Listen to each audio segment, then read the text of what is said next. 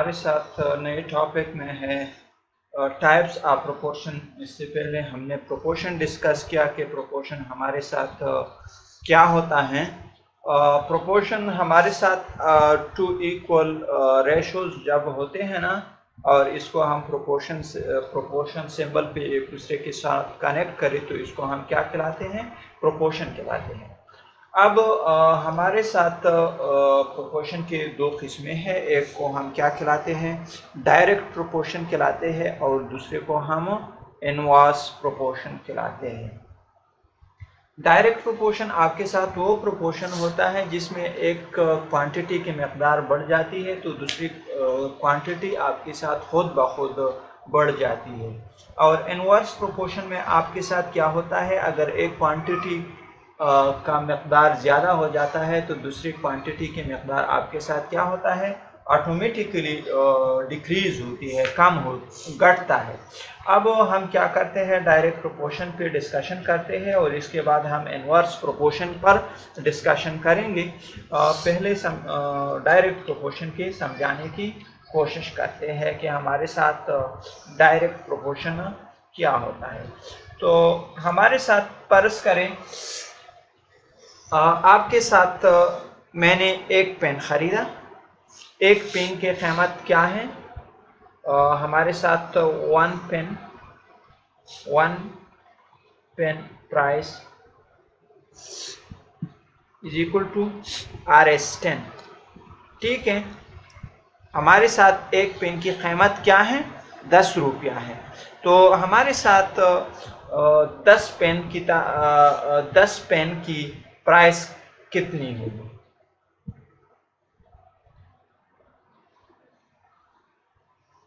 तो जाहिरी बात है हमारे साथ 10 पेन की तादाद नामालूम है, X होगी।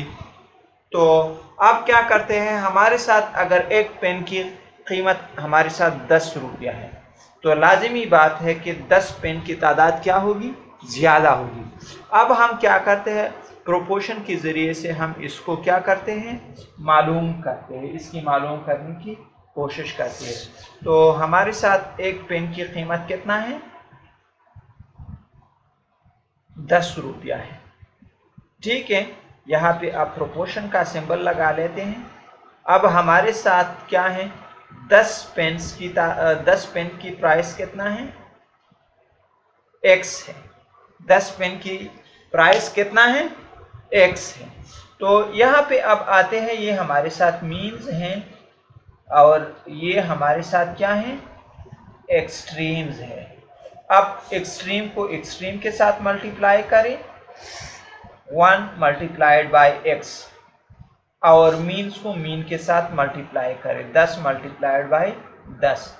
अब यहाँ पे आते हैं 1 और X अगर मल्टीप्लाई हो जाए तो इससे X आता है, और ये इसके साथ मल्टीप्लाई हो जाए तो हमारे साथ क्या आता है, इससे 100 आता है। तो हमारे साथ इसी तरह के 10 पेनों की कीमत क्या हो जाएगी, हमारे साथ 10 पेनों की कीमत 100 रुपया हो जाएगी। यानी हमारे साथ डायरेक्ट प्रोपोर्शन वो एक प्रोपोर्शन होता है जिसमें हमारे साथ 2 रेशो गिवन होते हैं। ठीक है, एक रेशो ये है और एक रेशो ये है। अगर आप एक रेशो में एक मकदार में क्वांटिटी में इंक्रीज करते हैं तो आपके साथ ऑटोमेटिकली दूसरी क्वांटिटी मकदार में इजाफा होगा। फॉर एग्जांपल हमारे साथ यहाँ पे एक कलम है, इसका प्राइस क्या है, 10 रुपया है। हमने इसकी तादाद में इजाफा किया, इसकी मकदार में हमने इजाफा किया, तो जाहिरी बात है इसका जो कीमत होगा वो बढ़ेगा ना। जिस तरह हमारे साथ इसका आंसर 100 आया, जैसा हमारे साथ इसकी तादाद में इजाफा हुआ, इसकी कीमत में भी इजाफा हुआ। तो आपके साथ डायरेक्ट प्रोपोर्शन वो एक प्रोपोर्शन है जिसमें आपके साथ क्या होता है, अगर आप एक मकदार को ज़्यादा करें, बढ़ा दें, तो आपके साथ ऑटोमेटिकली दूसरा मकदार बढ़ जाता है। हम एक दूसरे एग्जाम्पल से भी इसकी समझाने की कोशिश करते हैं। हमारे साथ एक एग्जाम्पल है और इसमें दिया गया है कि ये एक एग्जाम्पल है जिसमें हमारे साथ क्या है, हमारे साथ गिवन है कि 12 किताबों की कीमत 2400 रुपया है। आपके साथ इसी तरह के 20 किताबों की कीमत क्या होगी। तो आसान सी तरीका है, हमारे साथ 12 किताबों की कीमत क्या है। 12 किताबों की कीमत हमारे साथ 2400 रुपया है। कितना है? 2400 रुपया है। यहाँ हम प्रोपोर्शन का सिंबल लगा लेंगे। अब हमें कह रहा है कि 20 इस तरह की किताबों की कीमत क्या होगा। अननाउन है हमारे साथ 20 इस तरह की किताबों की कीमत अननाउन। ठीक है, अब हम क्या करते हैं, इसको इस एक्सट्रीम को एक्सट्रीम के साथ मल्टीप्लाई करते हैं और मीन को मीन के साथ मल्टीप्लाई करते हैं। हम यहाँ पे लिखेंगे 12x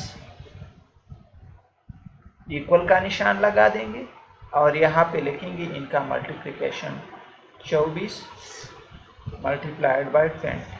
ठीक है, अब इस 20 को इसके नीचे लिखेंगे, यहाँ पे x लिखेंगे और यहाँ 24 लिखेंगे मल्टीप्लाइड बाय 20।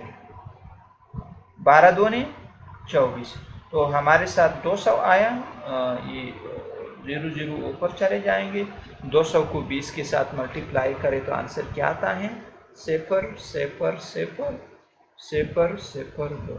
तो हमारे साथ 0 0 2 दूने 4 आता है, 4000।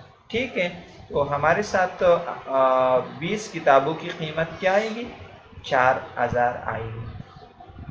तो ये था हमारे साथ एग्जाम्पल जिसमें हमारे साथ डायरेक्ट प्रोपोर्शन की समझाने की कोशिश की गई है, जिसमें आपके साथ 12 किताबों की कीमत 2400 रुपया है। तो 20 किताबों की कीमत आपके साथ कितना बना?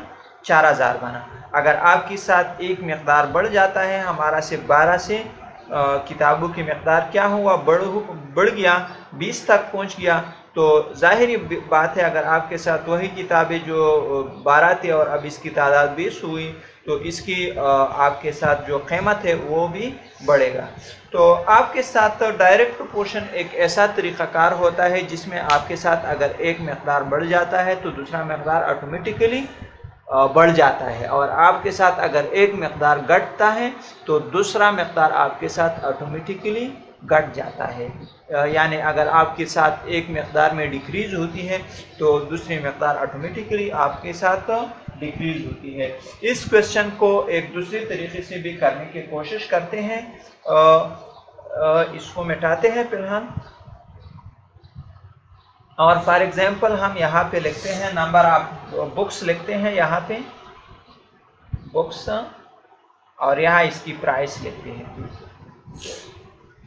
ठीक है, बुक्स की तादाद हमारे साथ क्या है? 12 है। इसकी प्राइस क्या है? 2400।